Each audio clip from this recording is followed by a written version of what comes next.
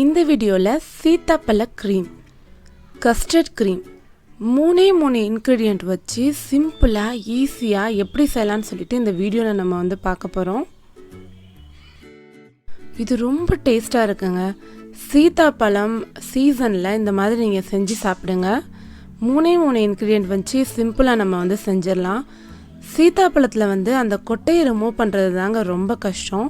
வாங்க அதுவும் எப்படி ஈஸியாக பண்ணலான்னு பார்க்கலாம். இதுக்கு பார்த்தீங்கன்னா ஒரு 1/2 kg நான் சீதாப்பழம் எடுத்திருக்கேன்.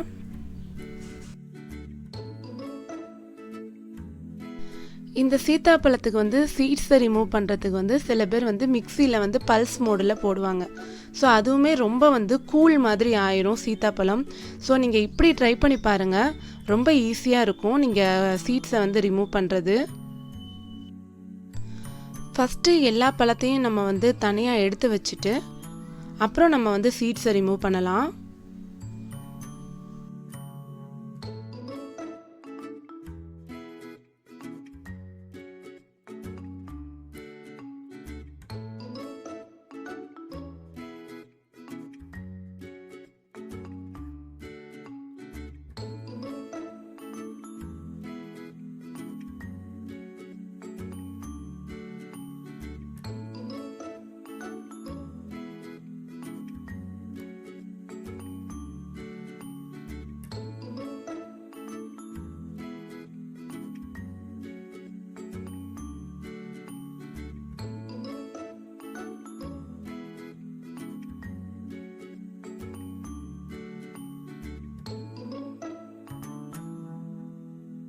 நம்ம இப்படி ஒவ்வொன்றா எடுத்து இப்படி கத்தி வச்சு கீறி விட்டாலே வந்துடும்.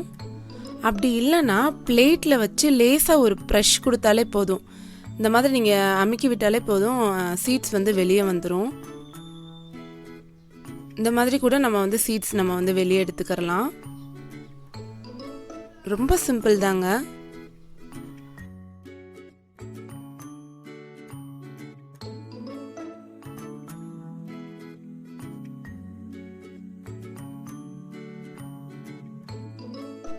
நம்ம க்ரீம் ரெடி பண்ணிடலாம். அதுக்கு ஐஸ் கியூப்ஸ் நான் ஒரு பிளேட்டில் எடுத்துக்கிறேன்.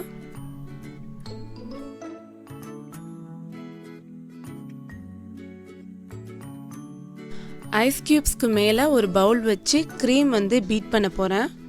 எனக்கு இந்த க்ரீம் இங்கே அவைலபிளாக இருந்துச்சு. நீங்கள் ஃப்ரெஷ் க்ரீம் கிடைச்சாலும் நீங்கள் யூஸ் பண்ணிக்கிறலாம். ஃப்ரெஷ் க்ரீமை பவுலில் ஆட் பண்ணுறேன். நம்ம க்ரீமை எடுக்கும்போது அடியில் கொஞ்சம் தண்ணியாக ஒன்று வரும். ஸோ அதை நீங்கள் ஆட் பண்ணாதீங்க. ஏன்னா ரொம்ப க்ரீம் தண்ணி ஆயிரும், வாட்ரி ஆயிரும். ஸோ அதை மட்டும் நம்ம கடைசியில் நம்ம ஆட் பண்ணிக்கிறலாம். ஸோ நான் அதை அப்படியே எடுத்து வச்சுட்டு பீட் பண்ண ஸ்டார்ட் பண்ண போகிறேன். நல்லா பீட் பண்ணணுங்க, கைவிடாமல் ஒரு 10 minutes நல்லா நீங்கள் பீட் பண்ணிங்கன்னா இது நல்ல க்ரீம் கன்சிஸ்டன்சியில் வந்துடும்.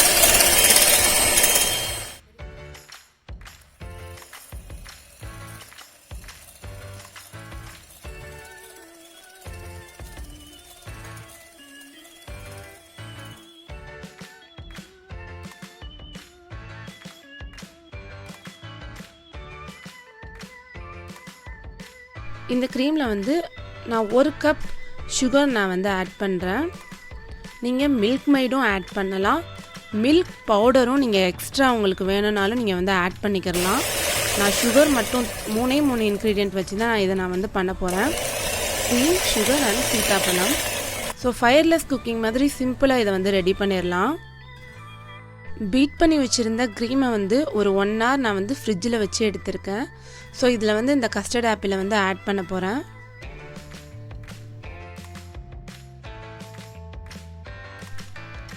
சீட்ஸ் எல்லாம் ரிமூவ் பண்ண கஸ்டர்ட் ஆப்பிளை நான் இந்த க்ரீமோட ஆட் பண்ணி மிக்ஸ் பண்ணி எடுக்க போகிறேன்.